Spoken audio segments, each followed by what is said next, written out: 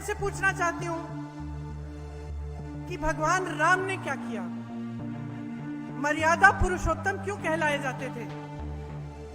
क्योंकि अपने परिवार की मर्यादा उन्होंने रखी,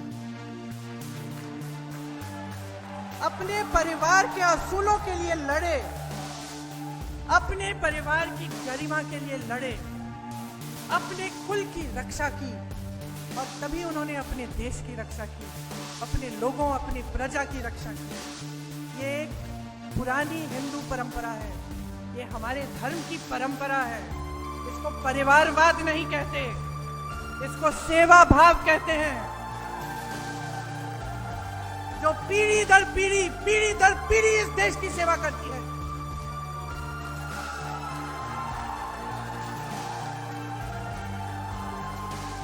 इसको देशभक्ति कहते हैं कि एक शहीद होता है। इसको देशभक्ति कहते हैं कि एक शहीद होता है तो दूसरा खड़ा होता है, और दूसरा शहीद होता है तो तीसरा खड़ा होता है, और तीसरा शहीद होगा तो चौथा खड़ा होगा। कुछ नहीं चाहिए हमें आपसे, आपने बहुत दे दिया है। आपने इतना दिया है कि 10 पीढ़ियां नहीं चुका सकती हमारा ऋण।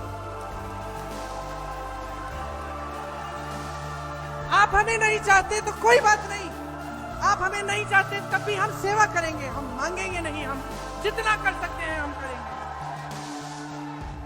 एक सच्ची आस्था होती है, एक सच्ची आस्था होती है, एक सच्ची श्रद्धा होती है।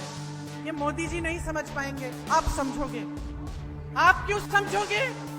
आप क्यों समझोगे? क्योंकि आपने सरहद पे अपने बेटों को भेजा है, इसीलिए आप समझोगे। आपके बेटे कुमाऊं रेजिमेंट, गढ़वाल रेजिमेंट के बेटे इस देश के लिए शहीद होने के लिए तैयार हैं। इस देश के लिए पीढ़ी दर पीढ़ी शहीद हुए हैं, इसलिए आप इस भावना को समझ सकते हैं, मोदी जी नहीं समझ सकते। मोदी जी ने कुछ त्याग नहीं किया इस देश के लिए, कुछ त्याग नहीं किया इस देश के लिए। त्याग आपने किया इस देश की धरती के लिए, इस देश की मिट्टी के लिए।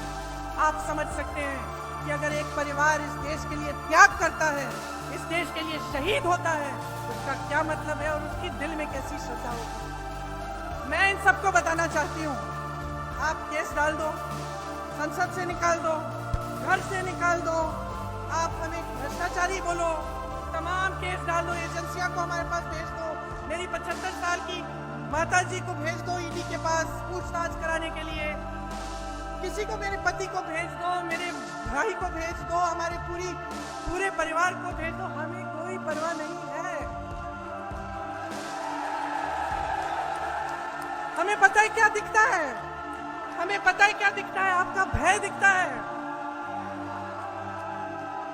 हमें आपका भय दिखता है कि भाई तुम इतना डर क्यों रहे हो हमसे।